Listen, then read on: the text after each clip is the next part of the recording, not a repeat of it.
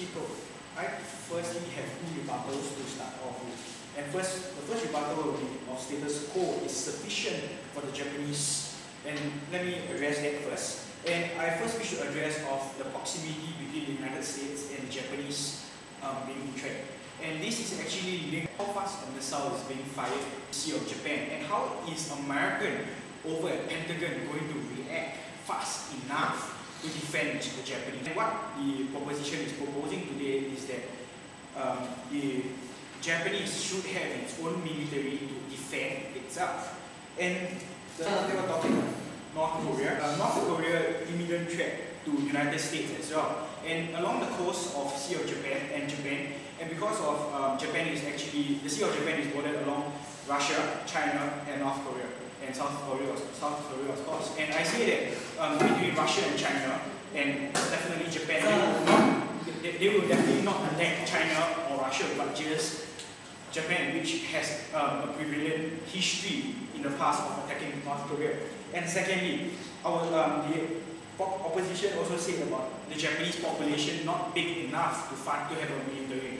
And what we say that Japanese being a front runner of technological in current status quo, and I see that there's no problem in unmanned aerial utility vehicles being invented and furnished further by the Japanese technological advancements that OIG can bring.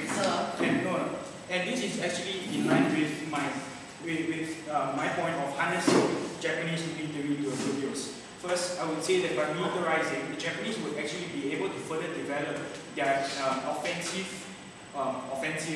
weapons like unmanned aerial utility, and definitely which will be able to retaliate to North Korea's invading threat.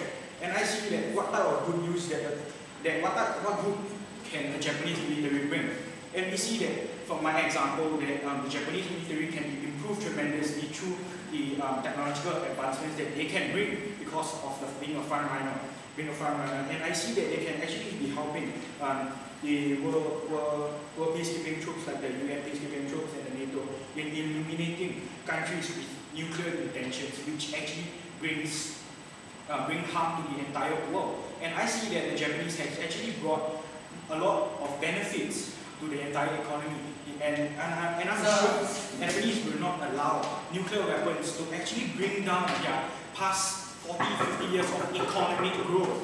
And from being devastated by the nuclear bomb to a second world economy in current status quo, I see that that's a huge achievement, and I'm sure the Japanese do not want it to be brought down because of nuclear weapons, which North Korea is preparing to launch its missiles towards the Japanese and the Americans. So, yes, sir.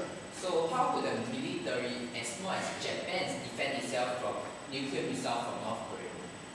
And that is precisely why we need to militarize, because we see that the current defensive forces in Japan are not sufficient to defend itself from nuclear weapons. That's why we need to develop what it takes to actually defend nuclear weapons. Yes, sir. So we don't see why by developing a new military, you prevent a missile from being fired to Japan. So, clarification, Japanese already possess a military, a defensive military, sir.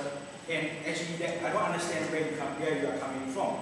And I see that it can provide, okay, and I also like to bring up the mentality of Japanese soldiers, which are evident in World War II. Their mentality was so strong that no matter what, they just wanted to have one common aim to eliminate the opponent. Since they have such great motivation, and I can see that in peacekeeping missions and providing aid, and I'm sure that the Japanese soldiers will be of a definite high value to these war-keeping troops. And because because of status quo is not sufficient, and population is no longer an imminent problem surfacing the Japanese, and because they are the front runners of technological in all kinds today, because of all unique product comes from Japan, and I see that because they have this high GDP, which can actually be funding of military, and I can see that because of all this, being status quo not sufficient, population not a problem, and front run of technology and high GDP, and which will result in them being of a good aid to the peacekeeping troops around the world to eliminate countries with nuclear intention.